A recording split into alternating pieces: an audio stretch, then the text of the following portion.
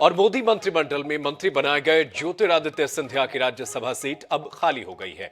ऐसे में इस सीट पर दावेदारों को लेकर चर्चा तेज हो गई है। आइए जानते हैं किन नामों पर मुहर लग सकती है। मंत्रिमंडल गठन के बाद अब सामान्य शहरी की उम्मीदें बढ़ गई हैं।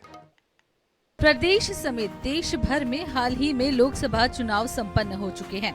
मध्य प्रदेश में भी कई दिग्गज चुनावी मैदान में थे। यहां से भारतीय जनता पार्टी ने सभी सीटों पर एक तरफा जीत दर्ज की है।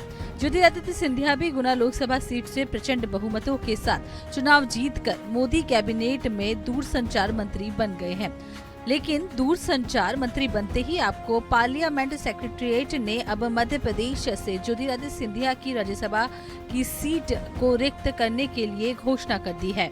ये नियम के तहत रिक्त घोषित की गई है। इस सीट को लेकर कई दावेदार माने जा रहे हैं। दो प्रबल दावेदार सिंधिया की जगह जो भी बीजेपी से जाएगा, सबसे ऊपर नाम नरोत्तम मिश्रा का आता है। लोकसभा चुनाव में उन्होंने कांग्रेसियों को तोड़ने में भी बड़ी भूमिका निभाई है। दूसरे नंबर पर नाम केपी यादव का आता है, जिन्होंने सिंधिया के लिए सीट छोड़ी और बगावत भी नहीं की। इसके अलावा लाल सिंह आर्य और किसी बाहरी का नाम भी आ सकता है। सामान्य वर्ग के उम्मीदवार की ज्यादा उम्मीद। मोदी कैबिनेट में एमपी से एक भी चेहरा नहीं। सिंधिया और शिवराज ओबीसी वर्ग से हैं। दुर्गादास उइके और सावित्री ठाकुर आदिवासी हैं। वीरेंद्र खटीक एससी चेहरा हैं।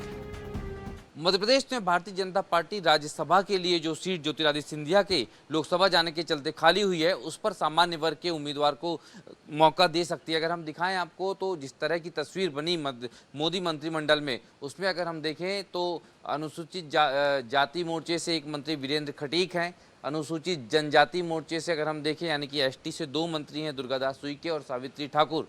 पिछड़ा वर्ग की अगर हम बात करते हैं तो इससे भी आप देखेंगे दो मंत्री हैं, शिवराज सिंह चौहान और ज्योतिरादित्य सिंधिया। और यही कारण है कि अब पार्टी राज्यसभा के लिए सामान्य वर्ग के चेहरे को मौका दे सकती है। और इसमें भी माना यह जा रहा है कि नरोत्तम मिश्रा का नाम सबसे आगे है। हालांकि गुना से केपी यादव भले ही पिछड़ा वर्ग से हैं, लेकिन जिस तरह से उन्होंने लोकसभा के टिकट को लेकर कंप्रोमाइज़ किया है, उसके कारण दावेदारी में दूसरे नंबर पर उनका भी नाम है। कैमरामैन हरी के साथ अनुराग मालवीय, NH 24/7 भोपाल।